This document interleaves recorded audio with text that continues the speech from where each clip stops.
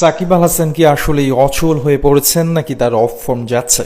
প্রশ্নগুলো হয়তো প্রতিটা টাইগার ক্রিকেট প্রেমীর হৃদয়ের গহীনে লুকানো আছে, কিন্তু আপাতত সেই সব কথা বাদ দিয়ে যারা আমেরিকা ন্যাশনাল লিগে চোখ বুলিয়েছেন তারাই প্রমাণ পেয়েছেন বিশ্বসেরা অলরাউন্ডারের এখনও কার্যকারিতা।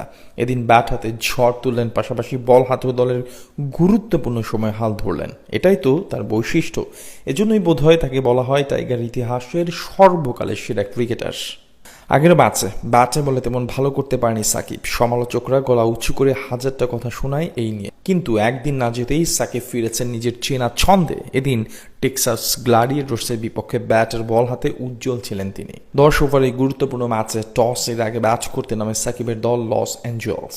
ওপেনিংয়ে নেমে ভালো শুরু করতে পারেনি এডাস রোনিংটন, ফেরত যান মাত্র 1 রান করে।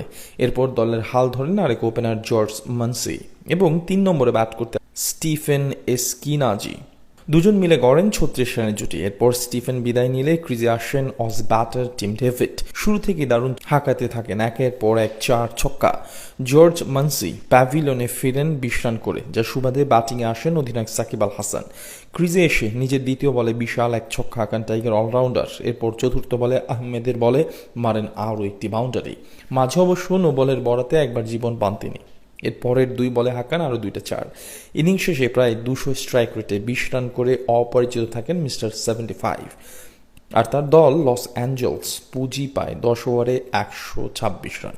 জবাবে ব্যাট করতে নেমে শুরুটা দারুণ করে টেক্সাস গ্ল্যাডিয়েটর্স। মাত্র 6 বলে 14 রানের তাণ্ডব চালিয়ে কেনার লুইস আউট হলেও চালিয়ে খেলতে থাকেন ডেভিড মালানা, নিক কেলি। দুজনের ব্যাট থেকে আসে 57 রানের জুটি। এরপরই বল হাতে নিজের আগ্রাসী রূপ দেখান সাকিব। এই 2 ব্যাটারকে ফিরিয়ে জমিয়ে তোলে ম্যাচ, কিন্তু শেষ মুহূর্তে জেমস ফোলারের মাত্র 10 বলে 39 রানের তাণ্ডবে ম্যাচটা হেরে বসে লস অ্যাঞ্জেলস। ইনিংসে বল হাতে সর্বোচ্চ 3 ওভার বল করে 37 রান খরচায় গুরুত্বপূর্ণ 2টা উইকেট তুলে নেন বিশ্বসেরা অলরাউন্ডার। অর্থাৎ তার দল ম্যাচ হারলেও ঠিকই নিজেকে উজাড় করে দিয়েছেন মিস্টার 75। সাথে আরও একবার প্রমাণ করলেন ফুরিয়ে যাননি তিনি, এখনও সামর্থ্য রাখেন। তবে টানা 2 ম্যাচ হারার ফলে কিছুটা ব্যাকফুটে পৌঁছে গেল তার দল। তাই পরের ম্যাচে যে কোনো মূল্যে ঘুরে দাঁড়াতে হবে সাকিবদের।